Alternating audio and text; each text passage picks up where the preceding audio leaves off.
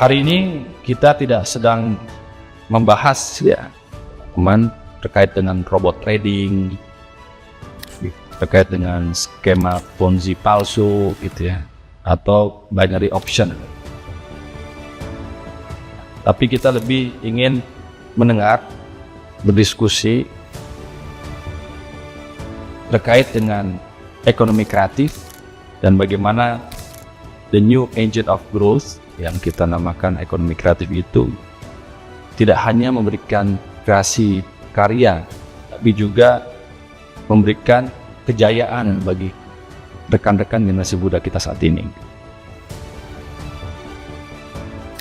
Sehingga saya memberikan apresiasi dari apa yang dilatar belakangi teman-teman semuanya dari semua sektor yang membidangi ekonomi kreatif untuk terus tumbuh, untuk maju, dan untuk menjadi instrumen ekonomi bangsa.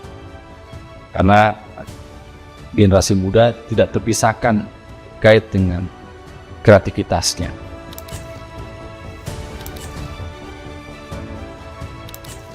Di tahun 2005,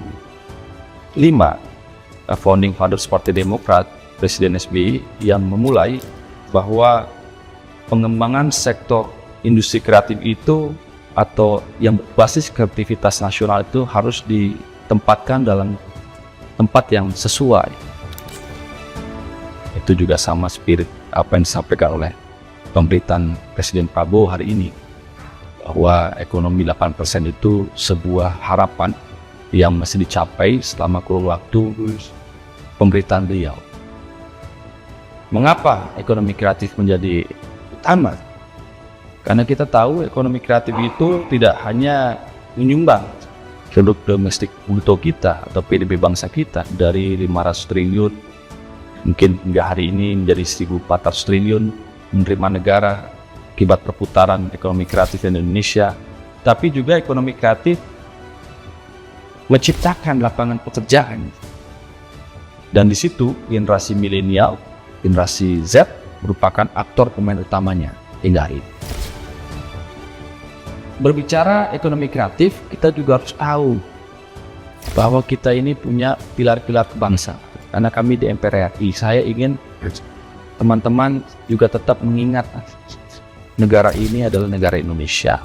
Kalian tumbuh, kalian besarkan, kalian berusaha, kalian juga terus tinggal di negara Indonesia. Oleh karena itu, kita harus tetap memiliki jati diri kita. Belum lagi dalam konteks Merah Putih, Negara Kesatuan Republik Indonesia, kita juga harus tahu dan bangga bahwa teman-teman semuanya juga banyak yang kerjasama dan bahkan melebarkan sayapnya ke belahan dunia. Saya mendukung penuh usaha-usaha ekonomi kreatif. Kebetulan Kementerian Ekonomi Kreatif adalah rekan kita dari Partai Demokrat, Bung Teguh Rifki Harsha, yang juga hari ini sangat mendorong dan mengajak agar potensi besar ekonomi kreatif kita menjadi new engine of growth yang menjadi solusi untuk bangsa dan negara kita.